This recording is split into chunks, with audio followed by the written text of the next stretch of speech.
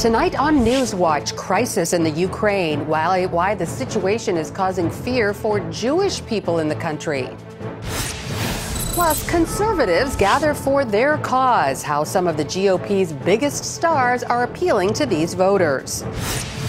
And why some are saying that our nation needs to split apart to stay together. All this and more tonight on NewsWatch.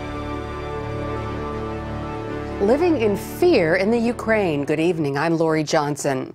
It's the story from Ukraine that you aren't hearing about. Jewish people there are afraid the crisis in their country could lead to persecution, and many of them are considering leaving. So some groups are stepping up to help these Jews in the midst of the turmoil. Chris Mitchell brings us the story from Jerusalem. While the images of Russian troops, protests, and barricades dominate the news, behind the scenes, another drama is playing out. The Jews are afraid. All across the Ukraine, there's a fear, not a panic, but there's a fear that they'll be blamed for a lot of the problems that are taking place in the Ukraine right now. The Jewish people in Ukraine know their history and have a reason to fear. Nearly 1 million Ukrainian Jews were killed during the Holocaust, and more than 30,000 of them in the infamous Babi Yar massacre in Kiev in 1941. Now, once again, they see foreign troops on their soil. When they see an invader coming in who has a hatred for Jewish people, they become afraid. Michael Otterbeck serves with two organizations that have helped more than 130,000 Jews emigrate from the former Soviet Union to Israel since 1991. He says now many more are looking for a way out to go to the Jewish state. We have 15 full-time workers and hundreds of volunteers that are working with the Jews that are scattered all across the Ukraine. And we brought out tens of thousands from there. And recently we have seen the people asking for assistance. That number has doubled since all of this has gone on. And they're calling day and night, asking for someone to help them to know how to immigrate to Israel. Otterbeck says despite the crisis, prophecy is being fulfilled. If you pull back from all of this and you look at what really is taking place from a spiritual perspective, we're watching prophecy come to pass before our very eyes. And God promised that there would come a day when the Jews would have to come back to their own land. He says it's time to pray for the Ukraine. I believe that if believers all over the world would begin praying for the Ukraine, that God would help them in the situation that they are in, and pray that God would spread that throughout the nation and that righteousness would reign once again over that land. Chris Mitchell, CBN News, Jerusalem. Reports tonight a military base in Crimea is under siege by Russian troops. Meanwhile, many in the peninsula of Crimea are seeking to separate from Ukraine and join Russia. Overnight, the Crimean parliament voted to become part of the Russian Federation. In a little over a week, the area will hold a referendum to let voters decide the matter. But Ukraine's interim prime minister is warning that if the referendum passes, the world will not recognize it. Russian troops are still in Crimea. President Obama is demanding Russian forces return to their bases and allow international monitors into Crimea. Well, Ukraine's interim president, Alexander Turchinov, is an evangelical Christian. He tells the Billy Graham Association that, quote, stories of God's hand abound in the midst of the Ukrainian crisis. He asked believers worldwide to, quote, pray for us so that peace would return and people would be able to live peacefully. You can find a link to the complete interview at our website, cbnnews.com. The Obamacare insurance marketplaces are failing to sign up uninsured Americans. That's the finding from two new surveys. The Washington Post reports one survey shows only 10% of uninsured Americans have signed up, and nearly 90% of those who bought insurance on the Obamacare exchanges said they were just switching from an existing plan. The Obamacare online process does not allow applicants to say whether they're uninsured. March 31st is the deadline to sign up for insurance, but the Obama administration keeps rewriting the rules to delay political fallout until after the fall elections. This week, they decided people can keep their insurance plans even if they don't meet the requirements of the law. Well, for more on this now, we turn to Ken Blackwell with the Family Research Council. Thanks for joining us, Ken. Lori, good to be with you. Well, the president announced insurers can keep customers on policies that don't comply with Obamacare for 2 more years. What do you think is behind that move? Every day, more and more people are finding now that Obamacare is unworkable, unaffordable, and it is falling out of favor with anyone who's tried to work his or her way through the system. And so what we see now is the Obama administration ratcheting up their political gear to make sure that they can retrofit the Obamacare implementation schedule in a way that coincides with a favorable outcome for them, meaning the Democrats, on the political side, on the political schedule. So this is just an effort to delay consumer malcontent, discontent with Obamacare past the next election cycle. Well, do you think that the American voters will be fooled by this tactic come November? Oh, absolutely not. You know, the horror stories that we're hearing are not something that's made up by the opposition party. It's not something that's made up by conservatives. More and more Democrats, moderates, liberals are finding that it just doesn't work. And young people are starting to more and more hold their noses to a health care plan that's geared to take over 1/5 or 1/6 of our economy, depending on your calculation, and radically and fundamentally transform the world's best healthcare system that needs some fine-tuning but doesn't need radical transformation. Well, supposedly the goal was to offer affordable insurance to the uninsured, but now we find out only about 10% of uninsured Americans have signed up. Why do you think that's so? Well, uninsured Americans didn't leave their brains, at their front door. They can do the math. They know that it's not working. They know that, Obamacare has been filled with broken promises. The leading promise is that you can keep your doctor if you want to. Well, that hasn't happened. This is a mess. And it's a mess that I tend to believe is a deliberate calculation to create such a mess of things that the only solution, only timely solution would be to move to a one-payer system or a government-controlled system, which just won't work. All right, Ken Blackwell, thanks so much for joining us today. Good to be with you. More than a dozen potential GOP candidates for president will audition at this weekend's CPAC conference outside Washington. It's a kind of political spring training to decide the battle strategy for the coming elections. As John Waggy explains, conservatives are united against the Obama administration, but divided between the Tea Party and the Republican establishment.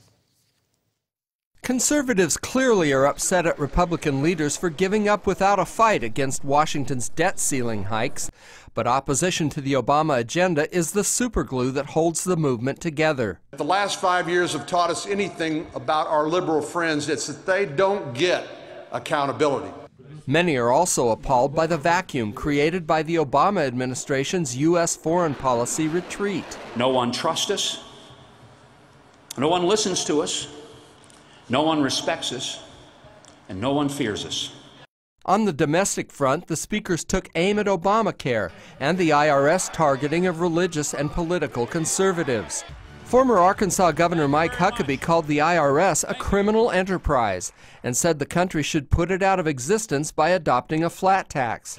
He also blasted the White House for strong-arming Israel. And we need to change the policy that has made it so that we spend more time pressuring Israel to stop building bedrooms in the land that was given to them by Abraham than we put pressure on the Iranians to stop building bombs that are pointed toward us. That, my friend, is insanity. I know it, and you know it as well. Conservatives are divided over how much to cut back the size of government and how to fight its growth. They're also divided over who should lead them. A red meat conservative like Texas Senator Ted Cruz, or a proven winner in a deep blue state like New Jersey Governor Chris Christie. The reason we have to start talking about what we're for and not continuing to rail against what we're against is because of one simple reason. Our ideas are better than their ideas, and that's what we have to stand up for. More than 11,000 CPAC attendees will get a chance to weigh in on who should lead them with Saturday's presidential straw poll. John Waggy, CBN News. Our David Brody is at CPAC. He'll bring us a complete wrap-up Monday on NewsWatch. And for more from David, you can check out his blog, The Brody File. It's at cbnnews.com. Young adults are more likely to vote Democratic. That's what a Pew Research survey finds.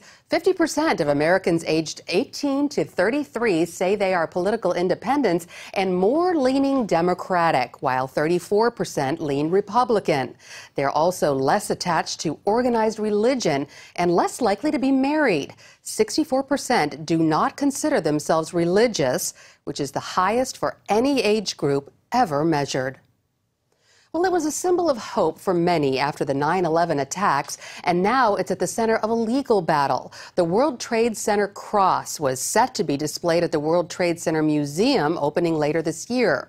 But a group of atheists is suing to prevent that from happening. Dale Hurd has that story. It's been called the Miracle Cross, formed by two beams from the World Trade Center. The new 9/11 museum wants to put it in its building next year, and most people love the idea. I lost my good friend, Father Michael Judge, the fire department chaplain. I lost 10 other friends, and this was a sign of consolation. It was never meant to hurt anyone, hurt the atheists, or anything like that. But atheists say they were hurt.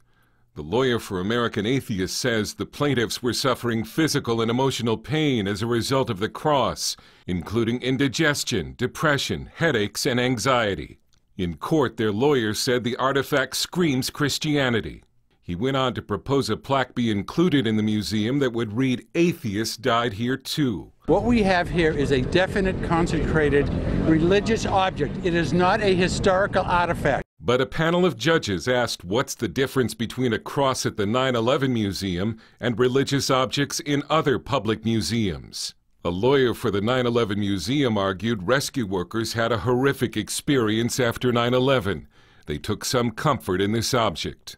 He also argued a plaque for atheists might sound nice, but it's not justified. Museums don't censor history, they don't make up history, they tell history as it happened, and the cross is part of the history, and a plaque is not. The 9/11 museum is slated to open in May. The atheist case was thrown out by a U.S. district judge last year, but the atheist filed an appeal. Dale Hurd, CBN News. Coming up, how this winter's wild weather has taken a toll on small businesses.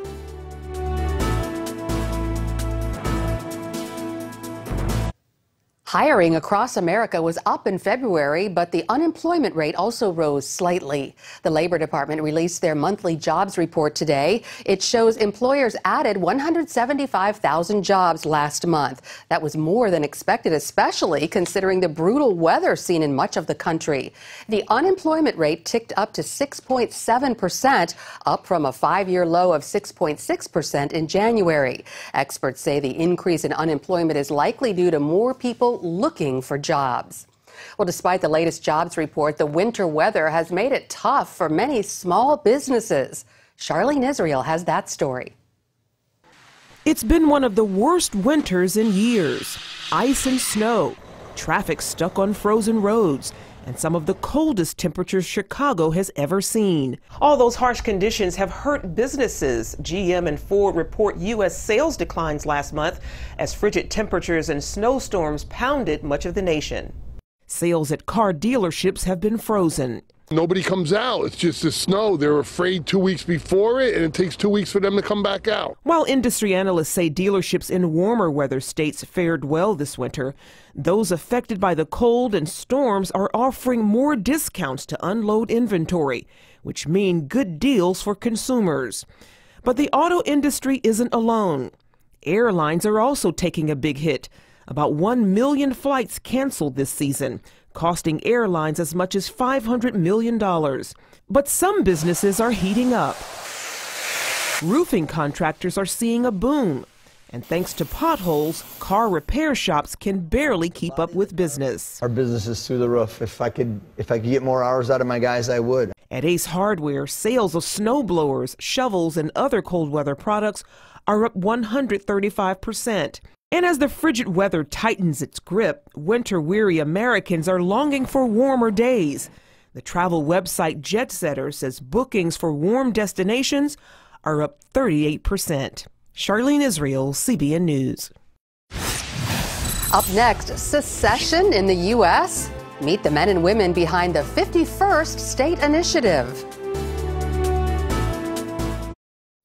A new secession movement is gaining steam in America. Frustration over a federal government that's too big and out of control is leading some conservative rural Americans to want to create states of their own. David Brody brings us tonight's Focus Report. The United States of America, comprised of 50 states. But wait a minute, what if the map looked like this? A 51st state called Jefferson, made up of Northern California and Southern Oregon. Or how about a new state called Western Maryland or North Colorado? These are real movements gaining traction with voters. We're at this point of irreconcilable differences. Jeffrey Hare runs the 51st State Initiative in Colorado, an effort to fight an out-of-control legislature trying to ram big government policies down the throats of voters. It's the talk of town hall meetings. I have seen changes happen, particularly over the last 10 to 15 years in this state, that concern me. It's predominantly left versus right, but it's urban versus rural because you typically find more traditional conservative values in rural America. And that's the crux of the issue. Rural Americans across many states feel they're just not being heard. Their laundry list is long, and at the top, gun control laws. They are out of touch with rural Colorado. There is an attack on rural Colorado, and it's not just with the gun control laws, it's on several of the other bills that they passed. Indeed it is. The government mandates cover renewable energy, environmental policies that restrict oil and gas drilling, and controversial social issues like gay marriage. Organizers want to create North Colorado, and that idea went to voters in 11 counties this past fall. I don't think that that's necessarily the way to make something happen within the area that you live. You're supposed to work within our electoral services. The so-called secession movement here in Colorado had mixed results this past November. Some counties approved it, others didn't. But the organizers of the 51st State Initiative say, hold on a moment, this type of movement takes time. Movements take a while, education takes time. People do have a hard time saying, I want to live in a different state, even though they physically live in the same house. It's hard for them, since their lives have been Coloradoans their whole lives, to say that I'm going to be a new Coloradoan or I want to live in the state of liberty or something different. That desire for something different can also be felt in states like Arizona, Michigan, and in Western Maryland, where thousands have signed secession petitions. One website reads, quote, "We intend to exercise our right of self-determination and self-governance to better secure our rights to life, liberty, and the pursuit of happiness." If they're not going to listen or take our needs into consideration and govern in a way that's more in accordance with how we wish to be governed, we are seeking an amicable divorce. In Northern California and Southern Oregon, activists want to come together in the state of Jefferson. Their proposed state flag includes two X's, representing their feeling of being double-crossed by the state capitals of Sacramento and Salem. We need signatures. We need boots on the ground of people that want to go out into your neighborhoods, your churches, your jobs, wherever you're at, and explain this to people and get signatures of support. Creating a new state isn't easy. As a matter of fact, the last time a state actually gave up territory was in 1820 when Maine split from Massachusetts. Since then, additional efforts have been unsuccessful. The first step is getting it passed by the state legislature and then on to the U.S. Congress. This is a valid constitutional process that our founding fathers specifically wrote in the Constitution. Well, if they didn't write it into the Constitution to be used, then why did they write it in? But supporters have an uphill battle. the media will not be their friend. The danger is that once the outside media starts to grab hold of it, the attention is on the difficulty, the almost impossibility of it happening. State secession proponents will keep fighting because they say the dismissive attitude of state legislative bodies must end. I find the sort of arrogant dismissive to be further proof as to just how disconnected the urban is from the rural. Movements like this in Colorado and other states could be just the beginning. This isn't a Weld County problem. This is a national problem. It's called voter discontent, where the people say they've had enough and they're crying out for something to be done. We at some point have to figure out a way to get our point across, or at least to be able to have a dialogue and not be ignored. Because if you haven't seen anything yet over the next 5 to 10 years. I think ultimately what people want, whether you look at it from a right or left paradigm, is people want government to stay out of their business. David Brody, CBN News, in Greeley, Colorado. Up next, how a retired baseball star is now scoring big in his community.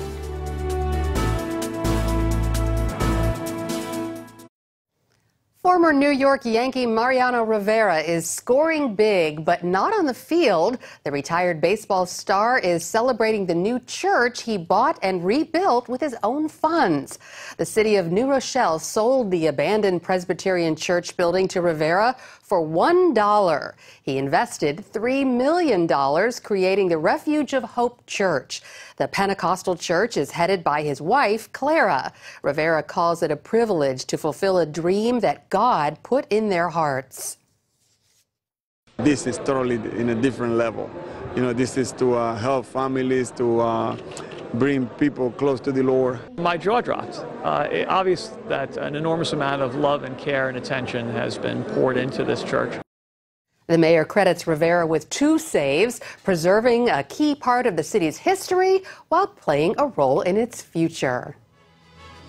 That's all the time we have for this edition of NewsWatch. Remember, you can email us your comments and questions at newswatch@cbn.com. We hope you'll join us again next time. Have a great weekend, everyone.